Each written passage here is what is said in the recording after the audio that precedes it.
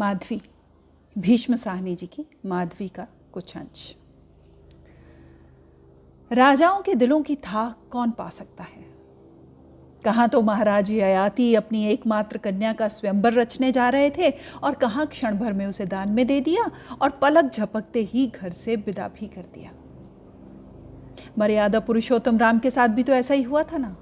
कहाँ तो अयोध्या में राज्याभिषेक की तैयारियां चल रही थीं और कहाँ राम 14 बरस के लिए वनवास जा रहे थे। क्या मालूम ययाति ने यही सोचकर उसे दान में दिया हो कि एक ना एक दिन वो किसी की पटरानी तो बनेगी ही। उसके लक्षण जो ऐसे थे, क्यों ना मुनि कुमार की प्रतिज्ञा भी पूरी हो जाए। एक पंथ दो काज। अब भविष्य में देव ने क्या लिखा है कौन जाने। भविष्य के पर्दे के पीछे से झांक कर तो कोई नहीं देख सकता। मुनि कुमार गालव और माधवी अश्वमेघी घोड़ों की खोज में निकल पड़े। घोड़े भी साधारण घोड़े नहीं, अश्वमेघी घोड़े। अश्वमेघी घोड़ा बड़ा विरल होता है। ये वो घोड़ा है जिसका शरीर सफेद होता है और कान काले रंग के होते हैं, इसीलिए इसे श्यामकर्णी भी कहते हैं।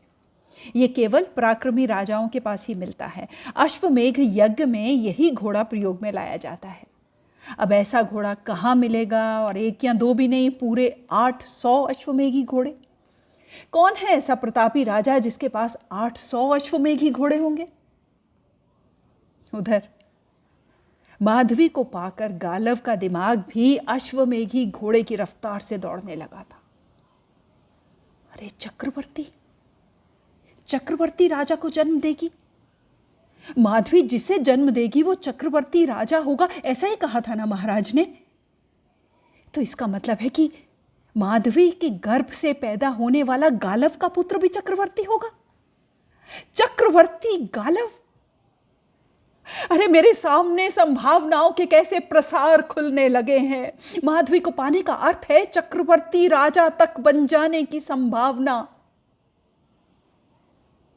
फिर गालव अपने दिमाग को रोकता और उसके दिमाग में दूसरे ख्याल आते। अरे कैसे विचार मेरे मन को विचलित करने लगे हैं। मैं तो वचनबद्ध हूं, मुझे गुरु दक्षिणा का ऋण चुकाना है और माधवी मेरे ऋण चुकाने का माध्यम है, बस, इससे ज्यादा और कुछ नहीं। पर माधवी को 800 घोड़ों के बदले किसी राजा को दे देने का मतलब है माधवी को सदा के लिए खो देना। अब वो तो फिर उसी राजा की होकर रह जाएगी ना। अरे 800 अश्वमेघी घोड़े ये कहाँ मिलेंगे। और गुरु महाराज मुझे मेरे हठ का दंड देना चाहते थे। उन्होंने जानबूझकर मुझे ऐसी परीक्षा में डाला है कि मैं विफल हो जाऊं, उनके सामने जाकर घुटने टेक दूं और उनकी क्षमा यातना करूं। एक विद्यार्थी 800 घोड़े कहां से जुटा सकता है। वो सिर्फ मुझे लज्जित करना चाहते हैं। नहीं तो 800 घोड़े कौन मांगता है। पहले कभी किसी और शिष्य से इस तरह की गुरु दक्षिणा नहीं मांगी, फिर मुझ पर ही ऐसी कृपा क्यों।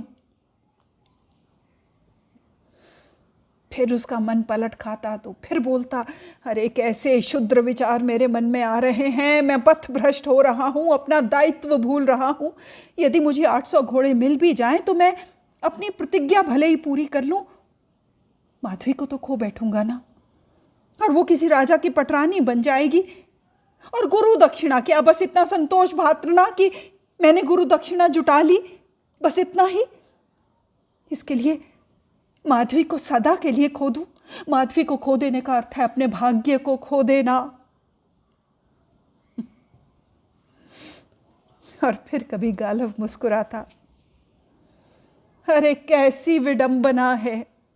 माधवी मेरे जीवन में साधक बनकर आई है, उसके द्वारा मैं गुरु दक्षिणा जुटा सकता हूं और उसी के द्वारा मैं चक्रवर्ती राजा भी बन सकता हूं। अपनी गुरु दक्षिणा का दायित्व पूरे करने की इच्छा के बराबर आकर खड़ी हो गई गालव की चक्रवर्ती राजा बनने की इच्छा। तभी उधर से आकाशवाणी हुई, तुम किस प्रलोभन में पड़े हो पुत्र। कल तो तुम आत्महत्या करने जा रहे थे और आज चक्रवर्ती राजा बनने के सपने देखने लगे हो।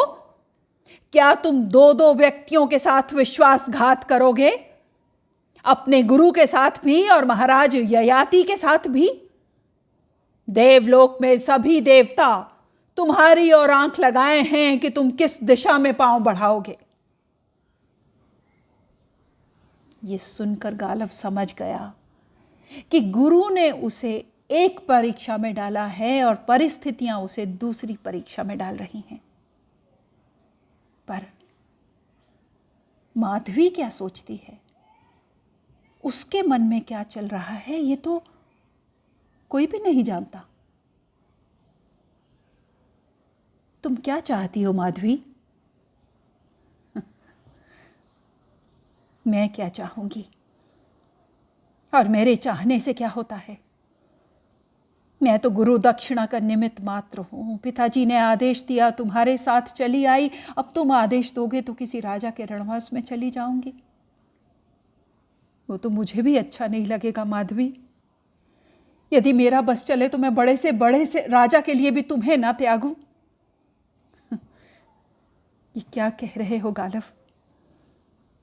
भावुक हो रहे हो? मेरे प्रति सद्भावना जताना चाह रहे हो? सद्भावना क्यों? तुम तो किसी की पटरानी बनोगी ना, पर वो मेरा स्वयंवर तो नहीं होगा ना। मैं तो तुला पर चढ़ाई जाऊंगी।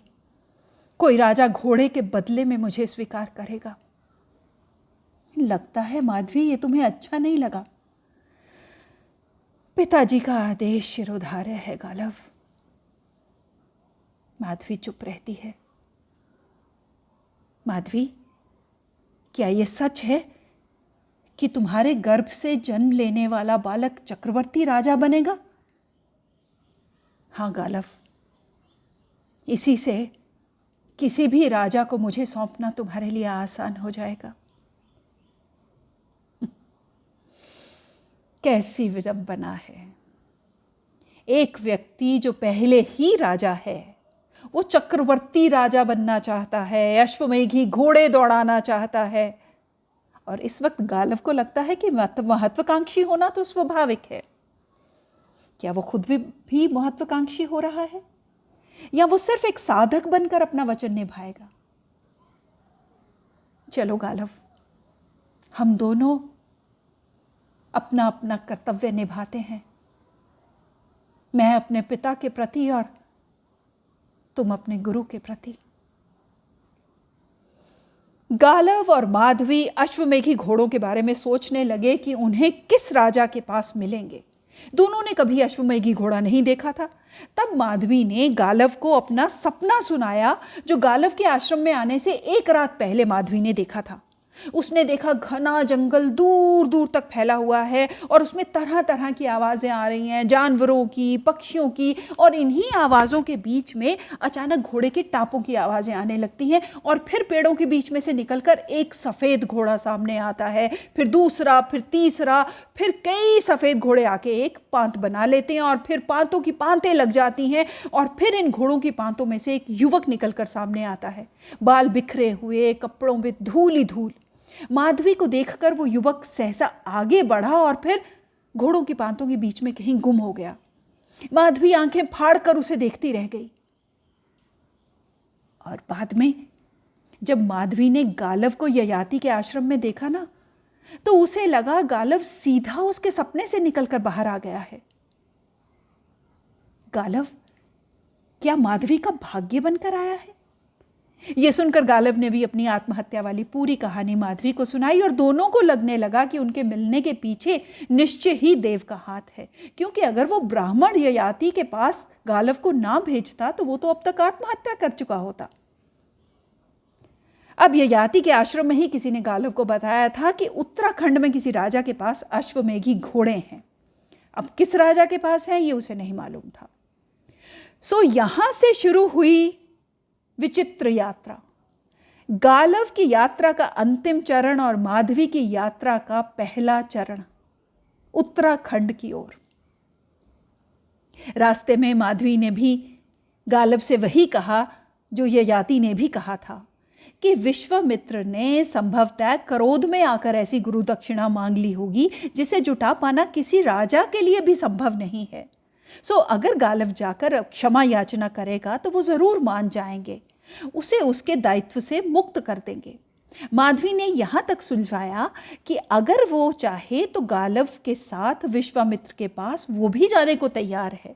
वो गालव को खाली हाथ लौटने में हेठी लग रही थी।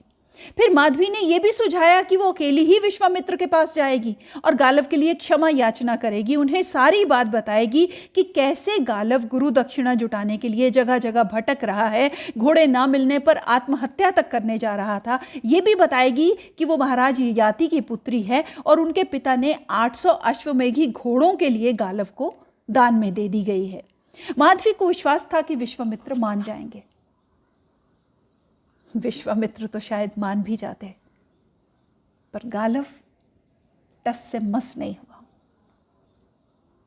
नहीं माधवी, गुरुदेव समझेंगे मैंने ही तुम्हें उनके पास भेजा है। मैं ही प्रतिज्ञा पालायन से विमुख होना चाहता हूं। मेरी वर्षों की साधना पर पानी फिर जाएगा। गालव के हट के आगे माधवी क्या कह सकती थी। सो दोनों उत्तराखंड की ओर चल पड़े।